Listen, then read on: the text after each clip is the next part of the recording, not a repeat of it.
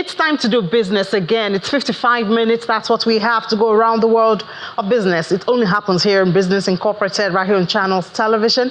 And here's what we have prepared for you today. It's a big day for Nigerians. Expectations are high as Dangote begins PMS production.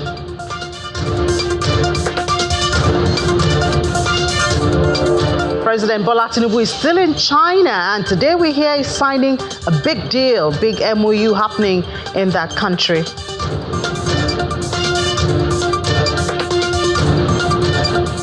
The Reserve Bank of Zimbabwe is injecting $190 million into the FX market for stabilization.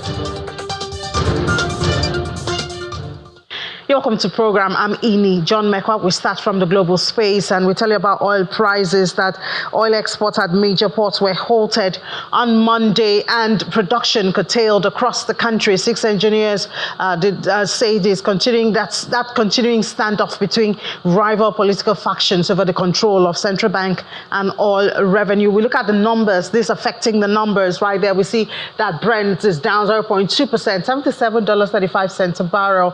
WTI of the United States on the inverse side, 0.7% in the green, $74.05. And Libya is a major driver, as well as consumption and inflation numbers coming from major countries in Asia.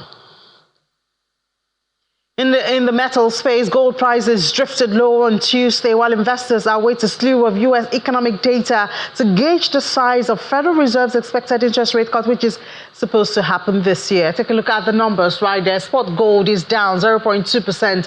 Continuing from that below 2005, that is supposed to be a landmark price, $2,494.19 per ounce. That's for spot gold. U.S. gold is also down 0.1%, $2,526.10, still retaining the 2,500 level. And then the dollar lingered near a 2-week high, which a stronger dollar makes it more expensive for holders of other currency to get into the metals market. And traders are currently seeing a 31% chance of a 50 basis point rate cut at the Fed. Last week, data showed that U.S. consuming spending picked up in July, so that also threatens that. Now, other metals, we see spot silver dipped 0.2%, $28.44 per ounce. Platinum is also down 0.8%, $922.27, and palladium follows suit 0.5% in the red,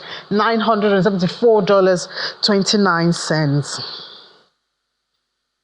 Now we do know that our president is there. Nigeria and China, they're set to strengthen their bilateral relations with the signing of about 5 memoranda of understanding, and it's going to happen today. And this comes after President Bola Tinubu will formally commence his official visit to the country, where he would be received by the Chinese President Xi Jinping after arriving there on Sunday. Yesterday, we did speak to our correspondent who's there. We hope to have her on the program today before the program ends, but we'll see how that goes. The agreement between the two nations is supposed to focus on key areas: the green economy, agriculture, satellite technology development, media enterprise development and promotion, blue economic development, and national planning cooperation. The meeting is also to provide a platform for the two heads of state to discuss matters of mutual interest spanning from economic cooperation, national, regional, and international security, as well as other pressing global issues. Now, Nigeria's financial sector is still reacting to that 70% windfall tax on banks that is set to run between 2023 and 2025. The Director General and Chief Executive Officer of the Institute of Directors, Dr. Dede Alimi, was a guest this morning. I believe that there are better ways to handle the issue, and he says that of his opinion, that policies such as this would discourage investors. We are not the only country that has introduced this kind of law. What are the other countries doing? 1. 2, what is the prevailing business environment around the financial sector that would help banks to actually meet that obligation? Is it conducive? Government needs to look at that. So what we are saying is that it is not just enough to introduce this policy. It is also good enough to carry along that sector You don't want to kill that sector because, of course, we want to provide revenue for government. It is important that that sector continues to be relevant and continues to play the role it is currently playing. So our proposal is that government should try and reduce that tax rate, even if it is a gradual thing, and if possible, introduce some kind of threshold that would because government could say, okay, if you make below this particular amount in terms of the windfall from forex deals, this tax may not apply to you. So that, because the banks are of different sizes and the volume of transaction differs. It's not even about the size of the bank, but the volume of the transaction. So government could look at that so that at the end of the day, we do not kill the banks in our effort to raise funds. And again, of course, this is the time that banks are recapitalizing. That also has effect on the bottom line of the bank. Banks are recapitalizing. You cannot, on one hand, tell them to raise funds. On the other hand, you are also pulling out the carpet from under their feet. Now, the Nigeria Employers Consultative Association is concerned over the Federal Competition and Consumer Protection Commission's recent focus on pricing regulations, suggesting that the Commission's actions may inadvertently harm the economy if broader issues affecting market dynamics are ignored. Speaking in Lagos, the Director General of NECA, Mr. Adewale Smart-Oyerinde, notes that while the intent behind these directives to protect consumers is commendable, the approach fails to account for the complex factors driving up prices, which includes foreign exchange volatility, rising energy costs, and supply chain disruptions. Mr. Oyerinde is highlighting the need for a more holistic conversation between regulators and the private sector to address the root causes of rising prices, stressing that the government's role should be focused on creating a conducive environment for businesses to thrive, including addressing supply chain bottlenecks and offering support in critical areas like energy costs. Now to a very big story of the day. Nigeria's indigenous refinery, Dangote Refinery, has rolled out its first set of premium motor spirit, that's PMS or Petrol, from its 650,000 barrels per day facility. The $20 billion refinery built by billionaire Aliko Dangote began operations in January, initially producing naphtha and jet fuel. Briefing journalists this morning, the president of Dangote Group says Nigeria will have engine-friendly gasoline for the very first time. He also spoke extensively with our energy correspondent, Olu Phillips. Thank you. Well, how far, there's no limit to how far, we're going to, as a human being, obviously we have ambitions, and I think our own is to make sure that we make our country and Africa proud. So the journey just started, and we'll continue, we'll start. The journey has just started today, you are right. Really, even 5-6 years ago, I don't really have gray hair, but right now, it's history. But we thank God, at least we've been able to deliver. So I can say that, it's a golden gray hair, which I believe it is worth it. And I'm a very, very happy person today. I must thank really, our great team, led by Ms.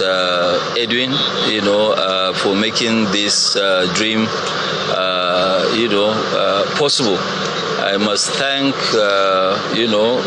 also Mr. Alaki for giving that support to make sure that this... And let me just interject and ask how much... So you can watch out for the full interview and a fuller package of that, the PMS production that begins today on subsequent news bulletin, especially our flagship news at 10. And one information that you'll get from that is Mr. Dangote has said that it's expected that products from the refinery will be in circulation in about 48 hours. And when asked about the price, he did say that the Federal Executive Council is having talks on that. And so he could not really give us a price to expect the product. But I mean, the assurance that we're going to have energy security supply might be something to celebrate. And he said that should happen in 48 hours. But let's see what else to expect from this with the managing consultant as well as the chief executive officer of Flame Academy, Mr. Oju Demezue. We tried to have a decent conversation with you yesterday. Unfortunately, the network and some other issues, but thank God that we have you this afternoon. And it's always also good because you now have the opportunity to comment on this big thing that has started in Nigeria, the beginning of PMS, even though we know diesel and jet fuel have been coming out from Dangote, but we know that the most basic need of Nigerians at this time is petrol, which is PMS. What are your expectations now that we have products coming from Dangote Refinery?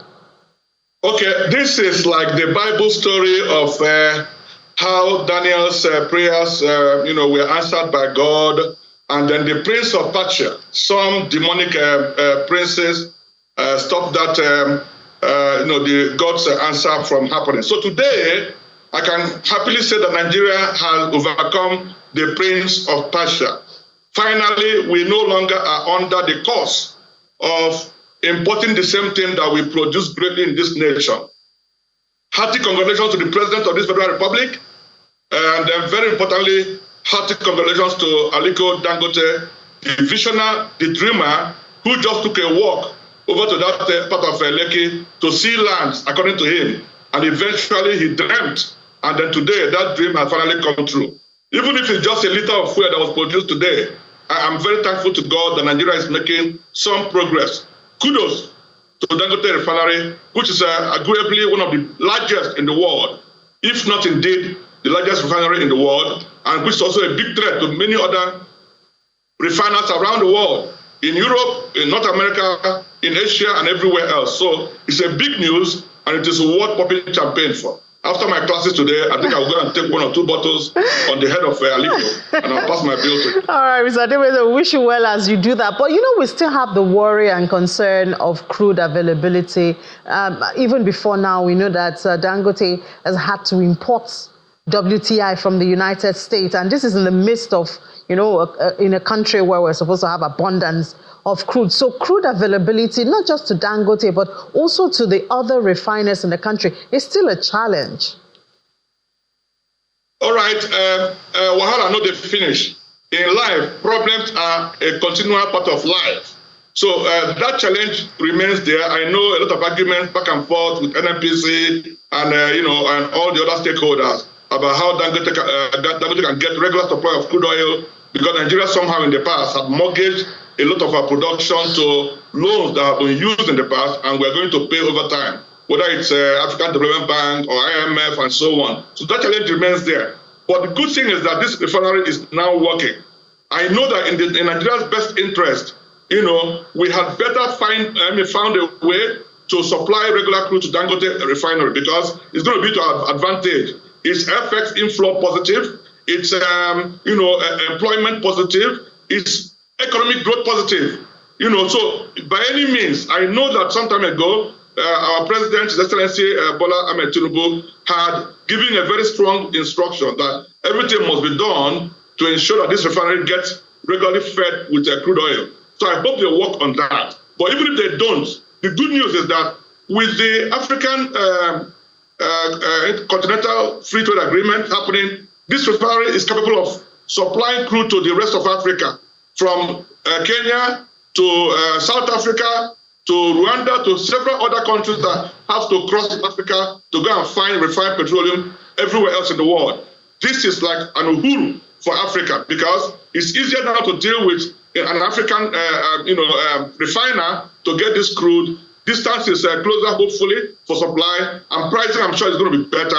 So the good news is that whether Dangote is buying from, WTI or Brent, or most importantly, Nigeria's own, crude or different, sulfur content and so on, is good news that he's able to produce this thing, create jobs for the country, increase tax payment. He's still a major, if not the highest taxpayer in this country. Much more tax is coming to Nigeria. So it's big news in any way you look at it. Inflation is going to reduce, because the inflation caused by this, continual importation of refined petroleum is likely to abate if we make crude oil available to Dangote refinery. Even if we have to subsidize, we are now subsidizing our own production. If you subsidize production, it's a lot more growth positive for a nation than subsidizing consumption, imported consumption for that matter. Yeah, well, as you said, it's good news looking from all sides, and we really, really appreciate the efforts of Dangote for this, giving us a sense of pride as Nigerians. Yesterday, we're trying to talk about the expected impact now that Oando has fully acquired Ajib Nigeria. We've seen that stock surging for like 2 weeks continuously now. It's always top trades and gaining. But other than the investors, what other gains can Nigeria or Nigerians expect to get from that? I mean, we're talking about energy security now.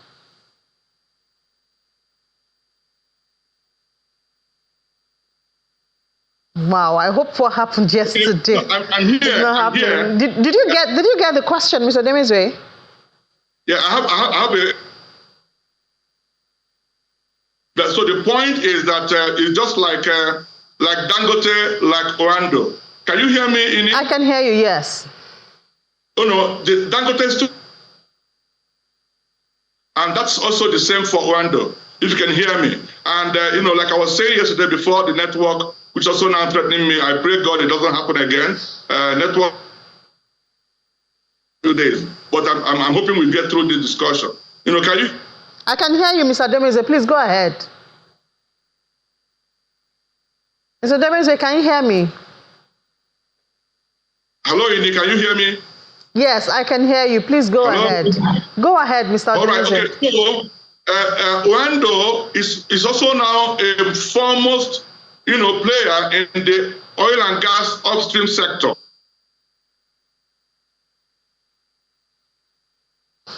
Wow, looks like and their dream right from 2000 to 2014. No, the network is fluctuating, but it's okay. I hope you can hear me. Yes, go ahead, please. Okay, so I'm saying that this is like a dream come true too for Oando, having been very steadfast in their vision to bring about this, great acquisition of upstream asset, and now where they are going with over the time. And it's a very big plus for the country too. And in my view, this is the kind of thing we need to start happening to grow our economy to the $1 trillion we have promised it to be. Because Nigeria has gone under the tutelage of the IOCs over 60 years now. And you wonder why a 60-year-old child cannot take charge of a business he has run and led at different directions. Nigerians have become managers, leaders, even managing directors of different IOCs in the past decades. So it is time that we take over that stage. We cannot continue to be fed by our mother, even at 60. So Oando has taken a very bold step to take over the assets of NAOC, which I'm very confident they will manage very well. And these assets are very huge. In their capacity, over 40 discovered fields and even 40 yet to discover prospects and so on. Several wellheads and flow stations, more than 12 of them. You have one of the biggest oil terminals in Brass. I've been in these places because I did my youth service in Ajib. And I know about these assets when we talk about them. Whether it's Tebidaba, Nembe, Oboimbri, and all of those. The flow stations in all parts of, Niger Delta. And very importantly, even gas stations. 3 gas processing stations are involved in this deal. And we also have about 2 powerfully established power plants that I understand can even feed more than 15 million Nigerians with full-time electricity. That's in Obai, Beniku, Kwale, Obai axis. I've been to Kwale, Beniku, Obai in my flow station, assessment and so on. So I know these assets very well, and I believe that as much or even much more than now, Nigeria Ajib Oil Company, that Oando can bring out the best out of this asset. And that's going to help Nigeria, ramp up our crude oil production, help reduce gas flaring, and turn our gas into very useful asset in our families, empowering our plants, and also, very importantly, create jobs for Nigerians, and also much more, give a big opportunity for the Nigerian banks to play big time in this sector. It's all positive, and it's also very FX inflow positive for Nigeria, because there's no more repatriation of FX earnings by the international companies.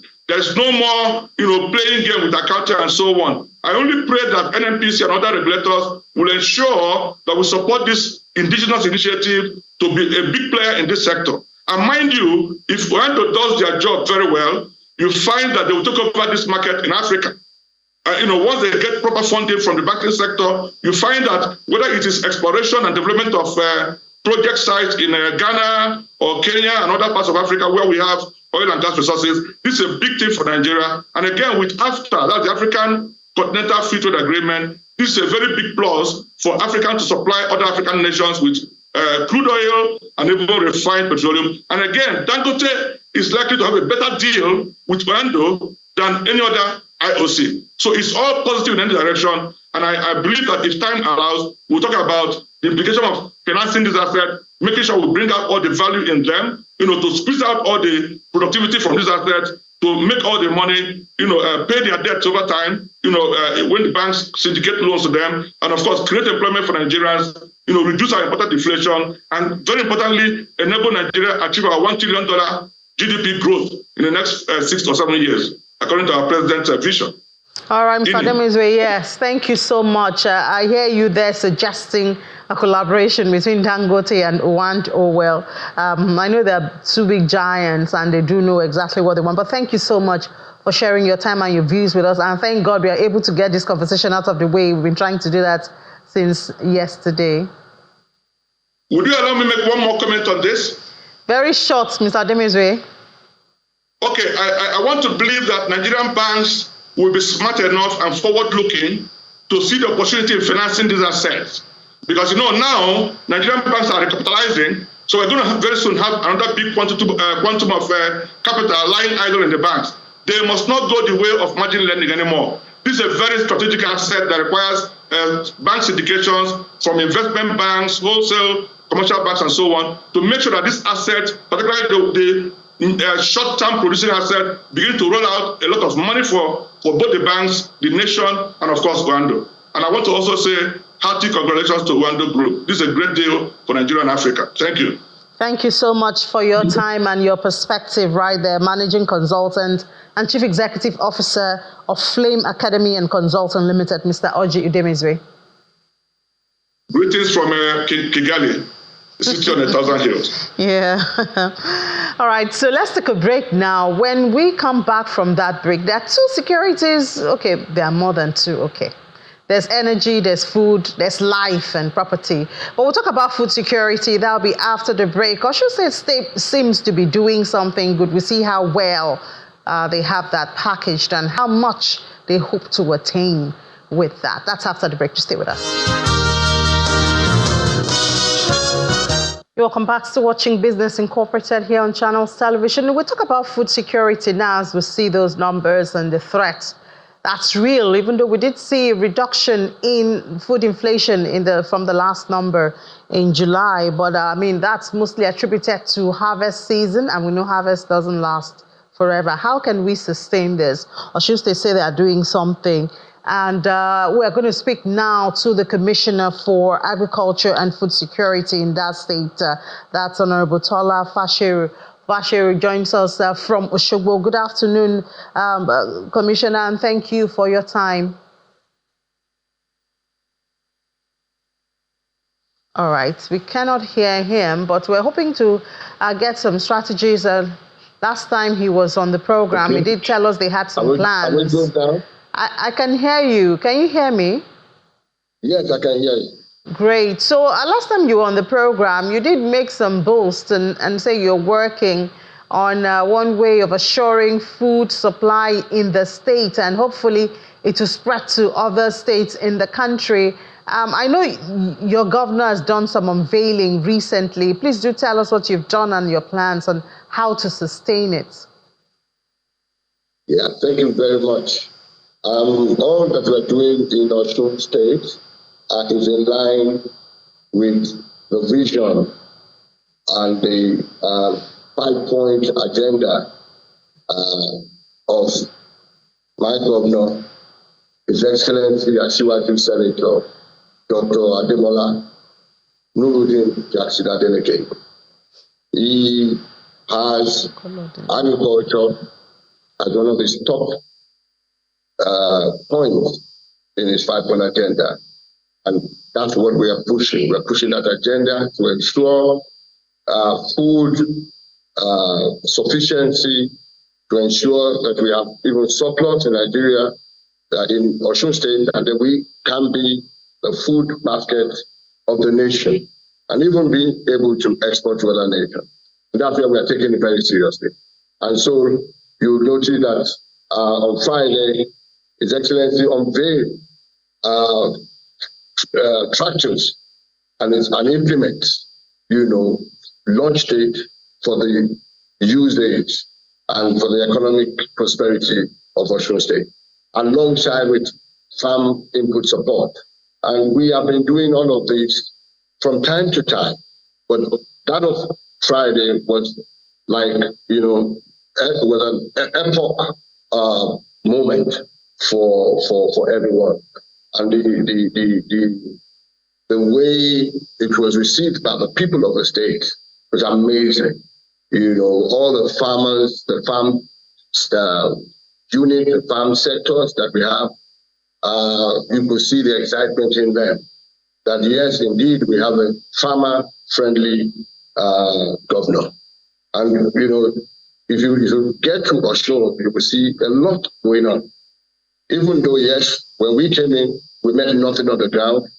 Over the 12 years administration of the two previous governments, there was really not much. Even in terms of tractorization, mechanization, not a single tractor was bought. But you can see the move. You can see what His Excellency is doing to ensure that indeed Osun becomes the food basket.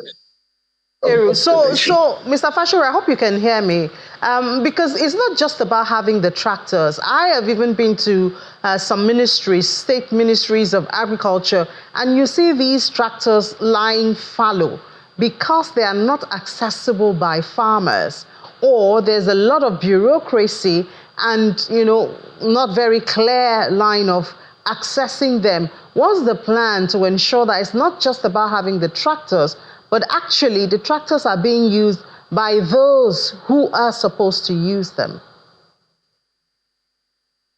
Osun State is unique. You have a governor that is pragmatic. You have a governor that is practical. You have a governor that is visionary. And then him putting the right spec in the right hole. I, as have a sector experience. And not only that, I'm a farmer myself.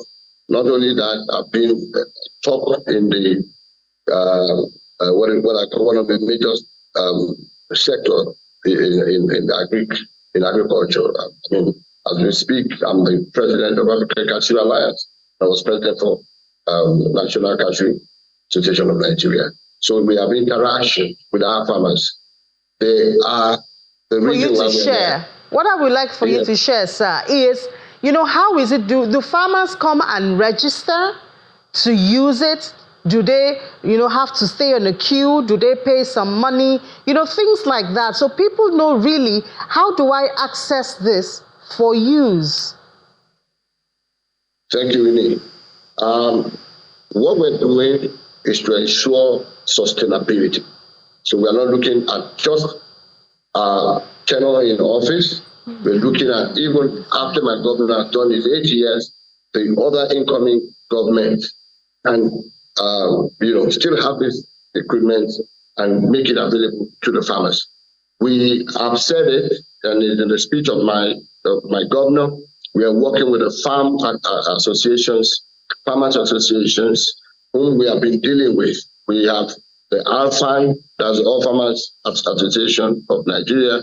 We have those associations of the various crops, maize, all these people, rice association. These are people we engage with, So we're setting up a team, a private-public partnership arrangement, whereby we will be transparent, we will be able to maintain and ensure sustainability of this equipment, and that they will be accessible to all our farmers all across the 31 local governments of the state. And we are going to be giving them at subsidized rates. And we're going to also encourage the women. We're going to encourage the youths. I mean, you are aware of what we're trying to do to develop new 20,000 agripreneurs in Osun. We're getting new farmlands where these young agripreneurs will be engaged. And these are the things that will encourage them, with tractors and mechanization. So we have, a robust plan in place to ensure accessibility, to this equipment, because at the end of the day, what we want to achieve, what we want to see is measurable successes. We measurable, such that in 1 year, you remember about a year ago, sometimes in July, I had a discussion with you and said, these are the things that we're going to do. And you said, 1 year's time. So these are the things. This government is accountable. This government is responsible to the farmers. And we are very close to them. We are very, very close to them. We have dialogue with them. We have, communication, top, bottom, cross, cross-section communication. So we have engagements with them. So it's not like, these are things that will just be used for politics. No, there's nothing about politics on this, because we're interested in boosting and upscaling food supply in Osun. This is a time when everybody is rolling its sleeves to ensure, that there's sufficiency of food. That's the most important thing right now. That's what is most popular on the list of everyone. So we are right there. We have a team that we're putting together. It's going to be a private-public partnership arrangement so that, it's well handled. We can ensure sustainability. We can ensure cost effectiveness, and we can also ensure that it's affordable to our farmers. All right, Mr. Fasheru. Wish the best. Don't also forget, Osun has farm settlements. We have about 11 farm settlements, and all these farm settlements, they are also part of the structure. They're also part of the program. These are model farmers that are across the state, and they're going to be supported. All right, Mr. Fasheru. All right, Mr. Fasheru, we certainly do look forward to the proceeds of all of this, which is actually food crops, and better still, food crops that now that have now been added value, for preservation, storage, and even export. But wish you all the best, and we're going to follow up on this story. The Honorable Commissioner for Agriculture and Food Security in Osun State, Mr. Tola Fasheru. Thank you for your time. Congratulations to you. Thank you very much, Jenny. Thank you for having me. All right, let's head to the markets now with Anita Edet. I hope we still have that green color, Anita, that we closed the market with yesterday. Is that retained in this afternoon? Yes, well, any good news is that it's not just maintaining that green, but just close to, is at the corridors of the 97,000 points. Yeah, I was hoping we would have crossed that by now. We've been hoping for that since this time yesterday, But I saw that at the close of trade, even though we still closed in the green, we lost some points, leading us close to that 97,000. So I guess that's why we have not hit the 97,000 level for the oil share index.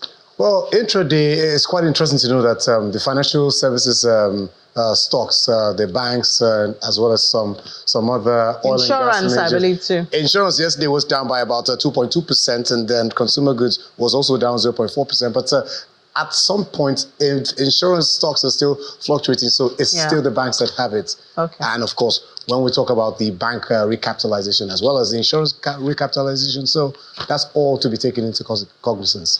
Okay, so now let's start off the day for market numbers. At intraday, take a look at the numbers there, 0.48%. Nigeria's all share index, the NGX ASI, 96,000. This was the last, about an hour ago, we had this number, and the number is still changing as we speak. So maybe we might hit the 97,000 points back again. You're just fingers crossed. We'll get to see how that turns out at the close of Tuesday's trading session. For the Johannesburg Stock Exchange, it was a 0.91% pullback at intraday. Yesterday, we saw that number at about 83,000, but of course, profit taking has taken off the shine from that number, which you see there, 82,723.13 for the Johannesburg Stock Exchange All Share Index.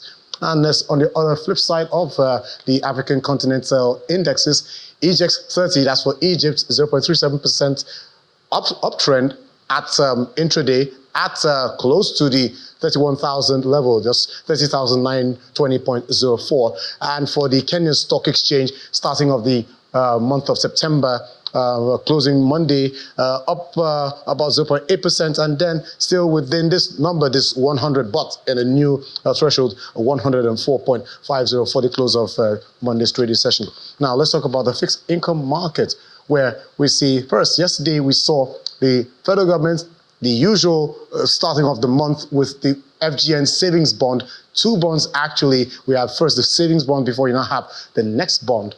And of course, we also saw that the Naira, it started off the month with some gains. Of course, the Naira has been taking a bashing. The value has been eroded against the dollar and against so many other major currencies. But in terms of the fixed income market, we saw the bullish sentiment on the side of the treasury bills as well as the bond market. So now, to give us more details about this at both intraday, and of course, when we also look at the month of September, looking at the second quarter or the fourth quarter numbers of the fixed income market, let's bring in Tobechukwu Ikpe, fixed income dealer with Access Bank, to give us more details about that. Thank you for joining us, Tobe. Thank you for having me, Anita. Okay. So now let's start just a little bit. Just can you recap some of the activities that started off the month of September, especially when you're looking at the fixed income market, the bonds calendar for the month as well as the quarter? Okay, so for the month of September, I think we should start from where the market closed last month in August. We saw bullish sentiment closing the month. This was largely triggered by the downtick in the last inflation figures. So people have been waiting for that, for inflation to start trending lower. And once that signal was given in the markets, they saw people start to purchase these high-yielding securities due to forecast of rates declines across board from the US Fed looking at rate cuts at their next meeting, and also possibly rate stabilization in Nigeria for the local market, so at the NNPC. So people started taking advantage, positioning themselves in both the T-bill space and the bond space as well. So for the T-bill space, ending the last month, opening this month, we saw rates decline from the belly of the curve to the long end by over 200 basis points. For the bond space as well, the long tenor on the run bond 2033s, we've seen a rally on that paper as well by over 100 basis points, people buying that bond down. But opening today, the month of September, yesterday, markets opened on an active note, people with still that bullish momentum, but the CBN floated an Omo auction with dampened activities yesterday for the fixed income space. And that, due to the Omo auction debit of yesterday, taking out liquids from the system, that slowed activities for today as well, as they were not seeing much buyers in the market for these fixed income securities across the bond and bill space. Okay. So at the Omo auction yesterday, CBN sold 459 billion, which was just under which they used to take out liquidity from the market, which had a liquidity of about 500 billion. So that's what we've seen so far opening the month. Okay, Toby. So now we're still talking about the month, and this time the FGN savings bond at 18.2% interest. Now this is quite attractive for investors, but on the side of the government, what does this mean? Does it mean more pressure in terms of borrowings? So tell us more about this FGN bond before we have the bigger bond in a couple of weeks from now. So for the FGN savings bond, this bond is largely targeted at retail investors, unlike the regular bond auctions where the minimum subscription is about 100 million naira. The minimum for this is 5,000 naira. So if you have 5,000 naira, you can participate in the FGN savings bond up to a maximum of 50 million. So they don't really expect high net worth individuals and institutional participation at this bond.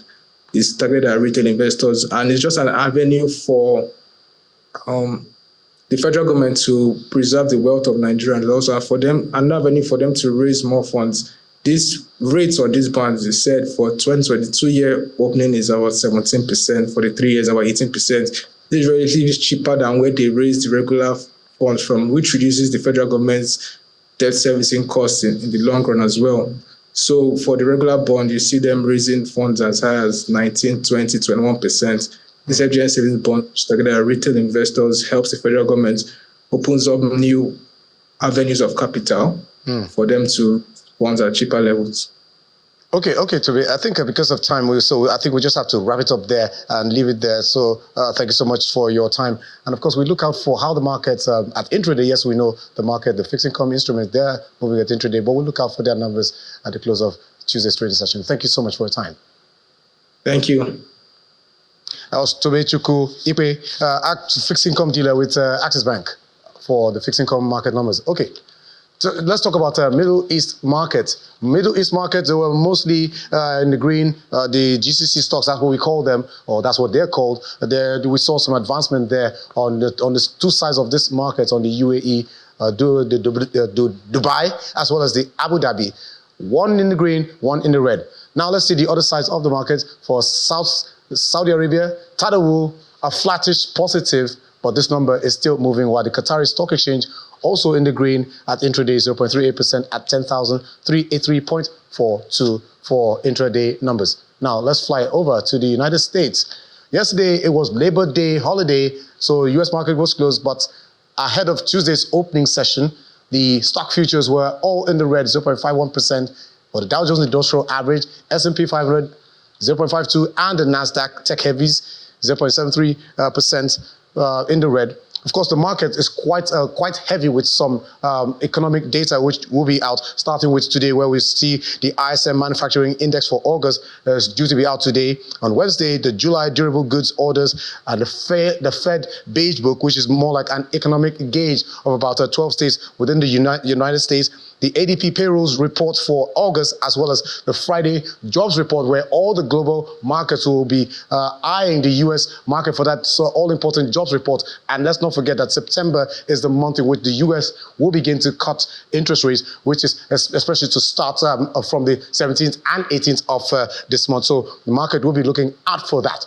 Now, from the United States, we go over to Asia, which is our final stop, whether the bus stop or the air stop. So for the Nikkei, 0.04%, all the markets across the Asian region, they were in the red, and no thanks to the numbers out of South Korea's inflation numbers. The CPI was, although it came in lower compared to what we had in July, for August it was at 2%. And versus 2.6% in July. So that's it for all the markets. Let's take a look at China's close.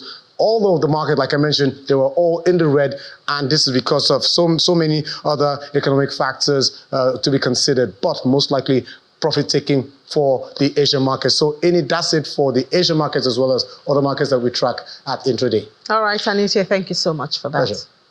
Let's head to Berlin now, see what's happening. Inflation from that country we see is coming down from record highs from the US to Europe and also Germany, even in Nigeria. Yet consumers say they are not feeling it yet. And so it's not just a Nigerian thing. We always talk about this. Let's find out what Lars has to say, or what Lars has found out about this. Hi, Lars. Good afternoon. Thanks for having me, Ini. Yes, it's true. Grocery prices in Germany are much higher than they used to be. In fact, food inflation stands at 33% since 2021, while the general inflation rate is a mere 20% for that time frame. Now, it's important to point out that food inflation hits consumers much harder than other types, simply due to the fact that there's not much you can do to escape it. Most items, when prices are going up, might see weaker demand, and at some point it balances out.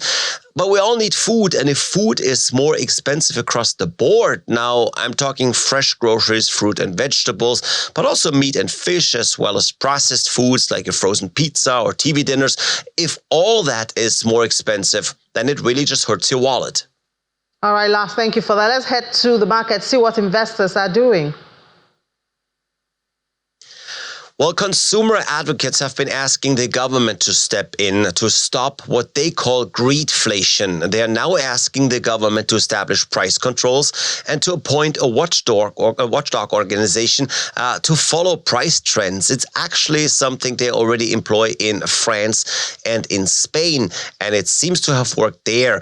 And then, of course, there's always taxation. The left party has long advocated for windfall profit taxes of 90%. Taxable would be any profits that are the result of higher prices, especially for companies that have not raised wages. In short, companies drastically expanding their profit margins on the back of the consumer would be punished here.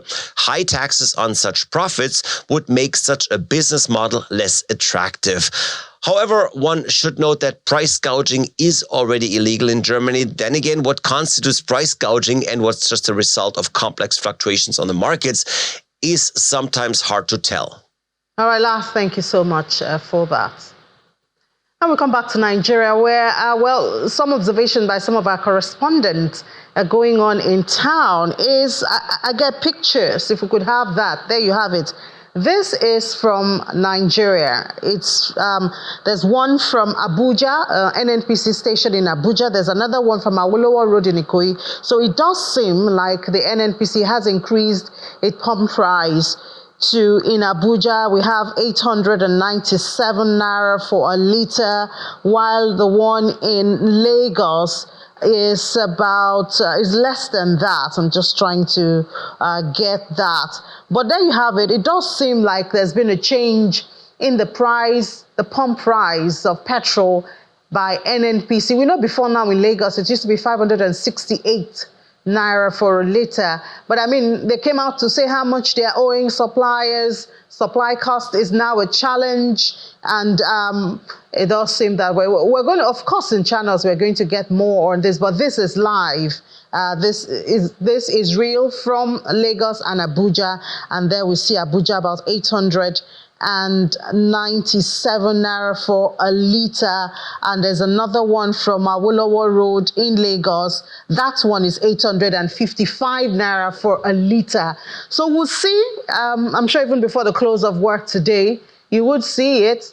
And then we also have what a day to have this, you know, after we saw Dangote begin the production of PMS and promise that even though it's being offloaded as we speak, in 48 hours, it's expected that it would have circulated, I believe, Lagos first, since that's the location before it can head to other states. And as we always see, the price in Lagos mostly is the cheapest compared to other states because of the proximity to the source. So I'm sure it would not be different. But there you have it. There are stories coming in that NNPC has increased its pump price to about 855 in Lagos, 897 in Abuja. Please stay with Channels TV, and we promise we will confirm the stories and share it with you as they come, so you prepare yourself for, you know, what you have to spend for petrol.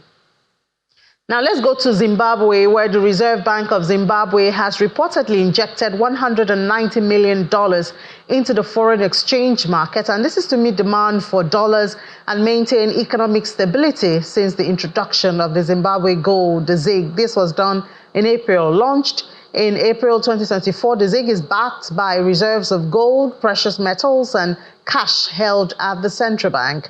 In late July, the RBZ, that's the Reserve Bank of Zimbabwe, announced that it had injected $50 million into the market to meet the demand for dollars among Zimbabwean lenders. The ZiG represents Zimbabwe's sixth attempt to establish a functional local medium of exchange in the past 15 years. In South Africa now, the gross domestic product there has increased by 0.4% in the second quarter of 2024. This follows a 0.4% growth in the first quarter of 2024. The main contributors were finance, real estate, and business services industry, which increased by 1.3%, contributing 0.3 of a percentage point to the GDP growth. Let's do crypto now and see what's making the headlines right there for crypto. The first story we can see is Doge's airdrop drove a ton blockchain transactions to 46 million. Ton is making the news a whole lot this period. Yesterday we did talk about that other ton that was introduced by a celebrity in Nigeria. We also have Dogecoin community on alert. Fake Dogecoin airdrop scam target is out there, so please be careful. We have just a couple of seconds, I think less than a minute, but we have Olumide additional. Olumide, good afternoon. You're now in France. I would like to ask you where Telegram CEO is, but because I don't have a lot of time, I'll just go straight to what's going on with Ton blockchain. Hamster, I believe, so they're going to list by September 26. So we see a lot of activities going on there, and now we see it's been placed at 46 million transactions. What else do we need to know about this? Yeah, I think the listing of dogs on that blockchain has really created so much buzz. But price action really affirmed that a lot of short sellers took positions when the Telegram CEO was arrested in France. Despite being on bail, it's already floating up, slightly above the $5 mark. I mean, the Ton coin, which is a derivative from the blockchain. It's far away from its July 24 high, which traded at around $8. So pretty much what we are saying is the risk in the crypto market, and that the US dollar is also kicking from its around the 2-week high. So the appetite for risk is really moderated, despite the fact that we've really seen Bitcoin hitting above the 59,000 mark. It's still skepticism around the altcoin market. All right, Olumide, sorry. Can you please promise me that we can have this continue this conversation tomorrow? We'll give you more time because we really have to go now. Do we have that promise? No problem. No problem. Thank you so much. So we'll conclude this conversation tomorrow. Thank you so much, Olumide. All right, so that's it on the program. Thank you so much for being a part of Business Incorporated. We have a better package for you tomorrow. I hope today's one was, however, worth it. A lot of things happening, and we bring them to you right here. You need to follow up here on Channels Television. I'll be off now, but I'll see you 10 p.m. for the stock market report, and then I'll be back 10 a.m. tomorrow to give you fresh stories. I'm John McQuarrie. Bye-bye.